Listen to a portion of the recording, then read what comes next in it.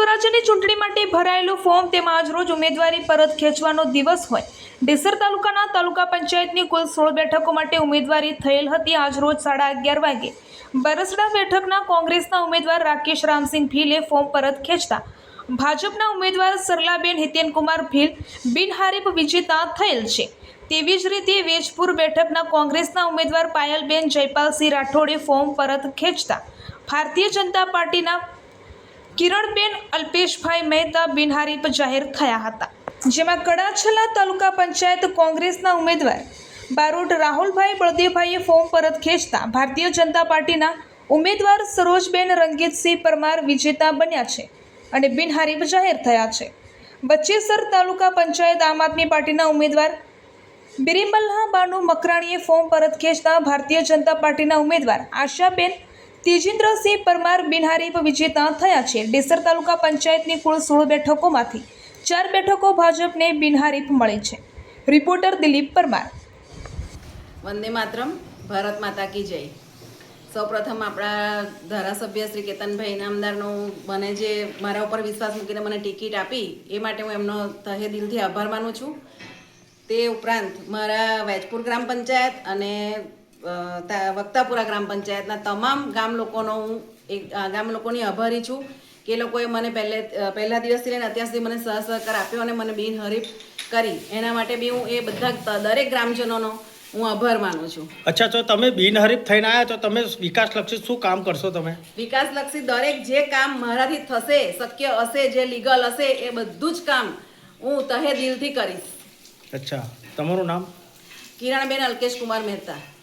જય ગુજરાતમાં સ્થાનિક સ્વરાજ્યની ચૂંટણી જે તાલુકા પંચાયત, જિલ્લા પંચાયત, નગરપાલિકા જે ઇલેક્શનની તારીખો ડિક્લેર થતા જે ભારતીય જનતા પાર્ટીની સેન્સ પ્રક્રિયા જે નિયમ છે એનો એ સેન્સ પ્રક્રિયામાં મેં કડાટલા તાલુકા પંચાયત બેઠકમાંથી પસંદગી માટે સેન્સ પ્રક્રિયા આપી હતી।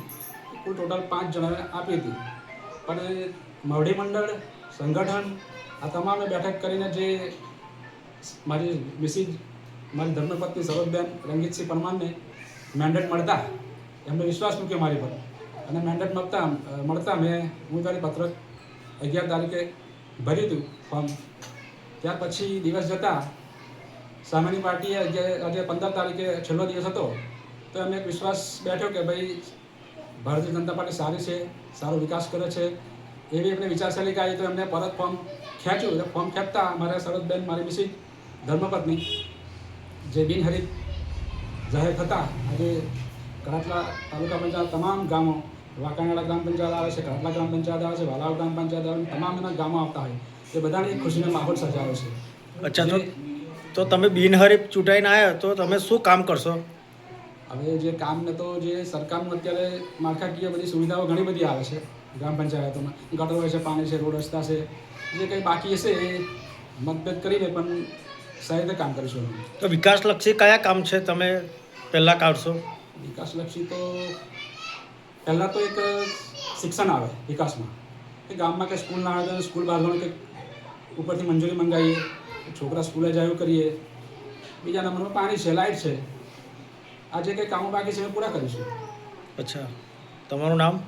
મારું નામ પરમાર રંગીતસિંહ પ્રભાતસિંહ, માજી સરપંચ કડાટલા ગ્રામ પંચાયત, તાલુકો ડેસર।